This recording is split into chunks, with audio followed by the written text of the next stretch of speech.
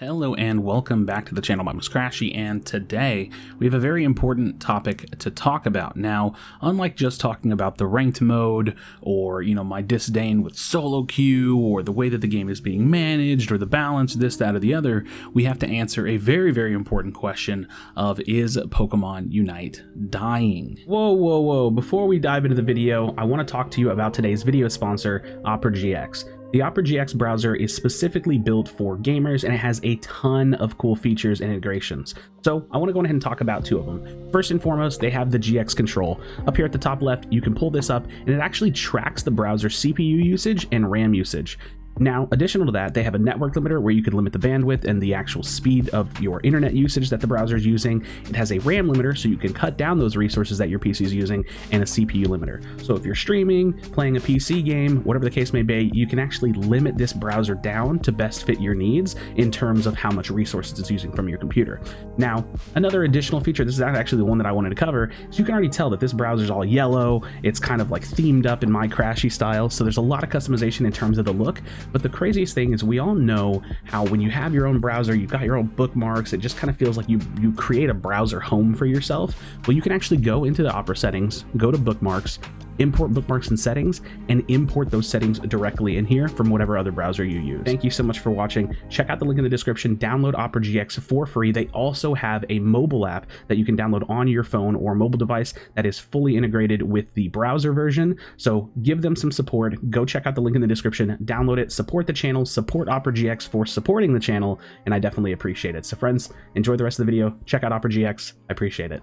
So before we dive into that actual discussion, I want to go on ahead and start with some of the positives, what I think are kind of like the pillars of Unite, the things that the game is doing incredibly well, and then we're going to dive into all of my notes and my talking points for this particular discussion. So let's briefly start with some of the positives. The art team and design. I first and foremost think that Pokemon Unite looks amazing. The holoware are mostly really good. Even the ones that are boring and probably shouldn't cost money like the team skins, they still look nice. And overall, the general feel of the game, the map, the designs, the UI, everything about the game looks and feels really good. Well, feels is subjective in terms of gameplay because of the Switch, but that's a different discussion entirely. But the art team and the design of the game feels very good. Now, that additional to that is the Pokemon release schedule. I think that the actual release schedule for Pokemon being like every 3 weeks or so, roughly, it's always been around roughly every 3 weeks, is really good. We've had consistent influx of content coming to the game, which is an expectation of a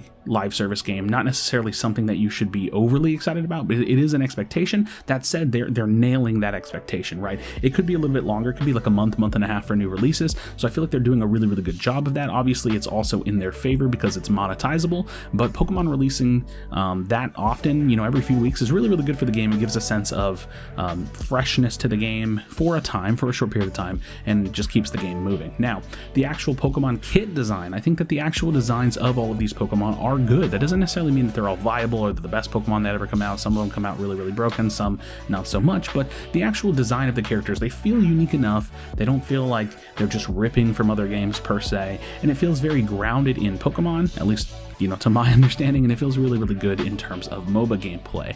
Now, the next point on my things that are the positives of Unite is the general gameplay. The game feels good. Now, I'm not talking about optimization. Obviously, playing on the Switch it's ass. I'm just going to say it. It's terrible. It sucks. The game is awkward and clunky and doesn't feel great. And I would much rather play on mobile with a controller, but sadly, that's never going to happen. So, but general gameplay, the feel, the flow, the gameplay, how it feels in your hands and what you're doing, what's the goal of the game, the map, the style, it all feels very good. I'm not gonna lie. Pokemon Unite's best feature is the fact that the game actually is a good game. Now, the last thing that's an absolute positive for the game is professional Unite. Competitive play for Pokemon Unite is always amazing. It's really good.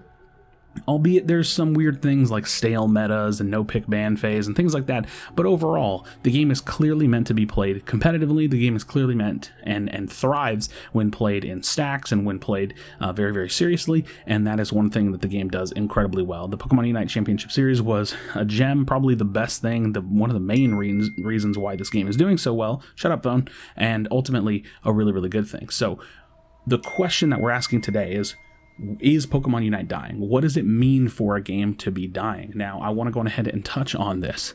We have perception versus reality. So, perceptionally dying. That is, how does the vocal minority feel? How do people playing the game actually feel about the game? And when I say the vocal minority, I mean people on Twitter, on YouTube, people like me, content creators, people on Reddit, the people that are in chats and engaging consistently around the community of the game, not just your, average Jane or Joe who's just playing the game, but what is the actual conversation about Pokemon Unite? Perceptionally as a community, what are we feeling? What's the outlook? And is the game improving? Do we feel like the game is going in the right direction, or do we feel like the game has stagnated? Now that's all perceptionally, like the perceptional reality of the game, or like the perceptional feel of the game. Now, the reality of whether or not a game is dying is the game retaining players? Is the game growing in terms of player base and viewership, or is it getting smaller? Is the game generating revenue? Is it being funded enough? Like, is it generating enough revenue that they can continue to make the game, or are there financial risks in continued development? So those are the kind of two versions of what it means for a game to potentially be dying.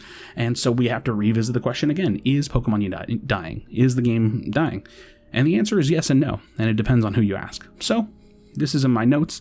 The reality is that I don't expect Unite to go anywhere. I don't think that the game is going to go anywhere. I think that they're going to continue to develop it. We're going to have it for quite a while, and it will remain playable.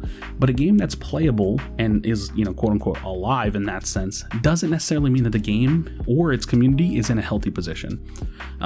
So why isn't Pokemon Unite dying? Why do I feel like the game is not dying? Well, the IP, the Pokemon brand. This is a massive, massive brand that, even if the game is not the best, will have some power in retention. It will have power in keeping people engaged and getting people excited about the next release. It's not your League of Legends or Arena of Valor that have random characters that you've never heard of. You have emotional ties and people that are interested in looking forward to this stuff, even if the game's not in the best spots.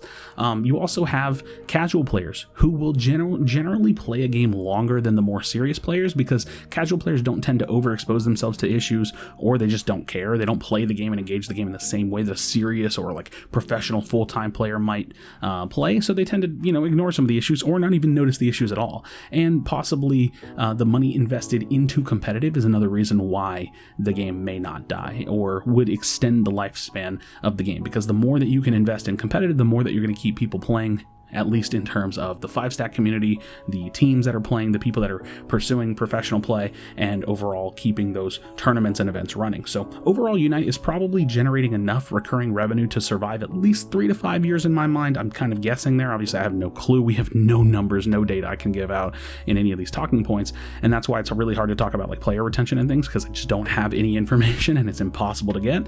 But overall, it would be my best guess, my with years and years and years of gaming and industry experience, to say that they are probably generating just enough revenue to keep the game going. I do not think that when it comes back to the reality of if the game is dying or not, the game's probably not having any financial risks or issues in terms of revenue for continued development. So why is Pokemon Unite dying? So I said why it's not dying. Why do I think the game is dying? Poor relationship between the devs and the players. Just basically a lack of communication. I think that having a lack of communication leads to a poor relationship between the devs and the players, which leads to a lack of faith in the development. For me personally, I can tell you I have absolutely no faith in Timmy Studios. I have no hope for them at all. I don't think that they will ever make this game objectively good, or like very, very good, better than it is, or to the potential that it could be. I don't think that they will ever take the player base's feedback into consideration in a timely fashion. It always seems like they're kind of listening, but they take their sweet time to do things.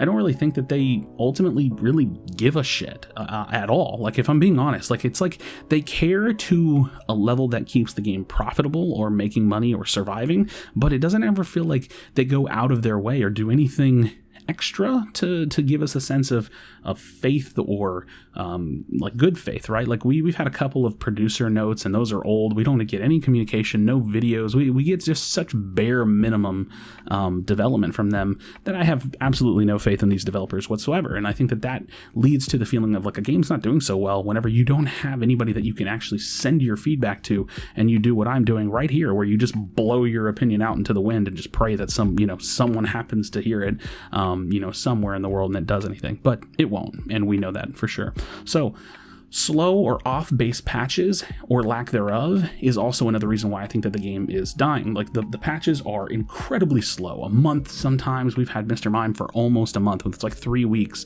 of just broken Mr. Mime, Mew, and Glaceon, and nothing in sight. No word about why they haven't patched it. No, nothing. Literally nothing. We're just sitting here, and we have every other game is Mew, Mime, Glaceon. If you have Mew, Mime, Glaceon, you're going to be in a better situation. It's boring, man. It's absolute, the lack thereof of communication on this issue, the no changes. They had that little hotfix, but that didn't do anything, and it was a hotfix, not even a balance patch. Just so slow, and just a lack of give a shit, right? Like, and that's what I'm saying. Like, just a lack of faith in the developers from me personally. It's just not there. They're not doing anything with this product, and that really sucks to see. And then, in my opinion, another thing that could lead to the game dying is lack of innovation. Now, they've actually done some innovation in terms of creating a new map, but I'm saying that this could be a lack of innovation in terms of rank systems, matchmaking systems, reward systems, the achievement system. There's just not that much new stuff going on that can retain the players, in my opinion. It's just a lot of the same. Every day you queue up and play the same thing over and over and over again. Now, another thing that could also lead to Pokemon Unite dying, this section is actually a little bit longer, is predatory business practices, gem-locked releases, license gold inflation, gold sync systems. Now, gold sync systems is something that I'm talking about in terms of like, what are they making us spend our gold on? Well, like merging emblems, right? Like they came out with the whole emblem system, and it's nice. It's a nice system, but ultimately all it does is make the experience for new players a little bit more steep. But it's really a system that I see is just in place to force us to use gold.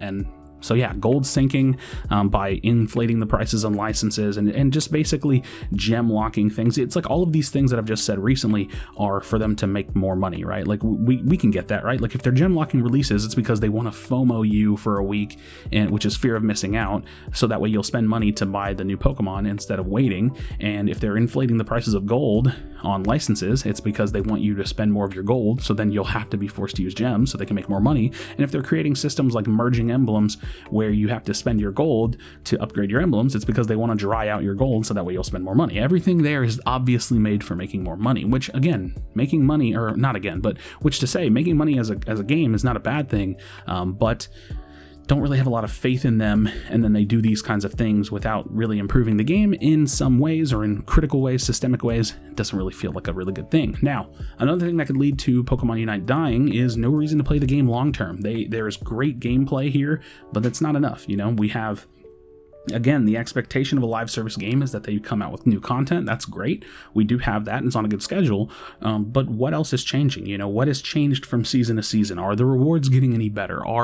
Is there what's new that keeps me playing instead of just queuing up over and over and over again? Now, I will say, the innovation of adding a new map is great, but it comes with such a small time lease, right? Like it doesn't really do enough for a very long time. Now, changes to ranked, like big innovations, coming out with a new rank ladder or like a new system, or like all of these things, like innovating the game and continually giving people reasons to play. That's what we want to see. So we've answered why the game is and isn't dying, and we've kind of talked about perception versus reality, how the game could perceptually be dying, and some of the ways that I feel about that, and how a game could literally be dying. And to tell you, I think the game is perceptually dying. Absolutely. Literally? No, not at all. I don't think the game is going to go anywhere for a long time, but that doesn't mean that the game's going to be in a good position. So what happens next? Well, to be quite frank with you, we each decide. These are some of the questions that I've written out for you. Are you happy with Unite? Are you happy enough to keep playing? Do the devs course correct? Like, are they going to continue on this path, or is it all just business as usual? Do they just keep doing what they're doing, or do they course correct and start making changes? And at what point does that happen, right? Do we have to see, big falls in revenue, player retention has to plummet? I don't actually know. So the questions are, do you keep playing regularly, more or less? Do you spend regularly, more or less? When is enough enough? So, realistically, what happens next is just more of the same. I don't actually expect anything's going to change. I don't think that the player base is going to see some crazy drop off in players yet. I think that we're going to slowly lose players over time.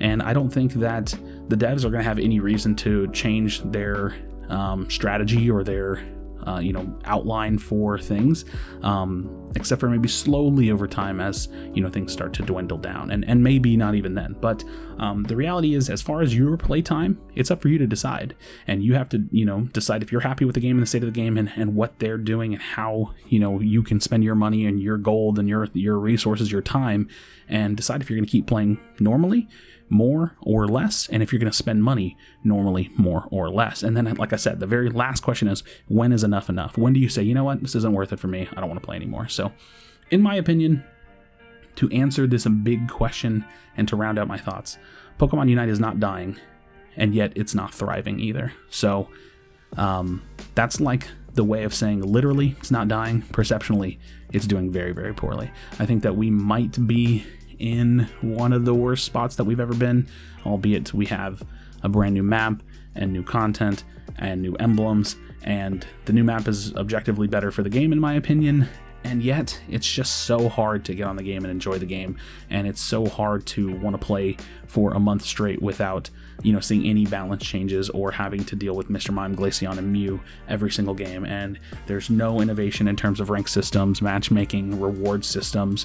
There is continued and increased systems or implementations that are trying to get more money from us, trying to force like inflation of gold and sinking our gold out, or starving us of our gold, and all while having in my opinion, poor relationship from the devs to the players, no communication from the devs to the players, and ultimately no innovation for the game. So I would love to know your thoughts in the comment section down below. I'm just trying to hit this with a bit of my opinion, a bit of what I'm seeing, what I'm feeling, what I'm thinking, and then to talk about the actual way you have to look at, is a game dying? Is it perceptionally dying? Is it really dying? Are they going to shut down the servers? Absolutely not. But is everybody happy with the game? And I would love to know your thoughts in the comment section down below. So friends, drop a like in the video, subscribe for future Pokemon Unite content. I'm not going anywhere. This is definitely my job, and I love the game, and I wish it was better, and so I'll keep pushing and talking and trying to make it better. But ultimately, it's not up to me. So we all have our own decisions to make. So as always, be sure to be kind to one another. Tell someone you love them, and I'll see you on the next video.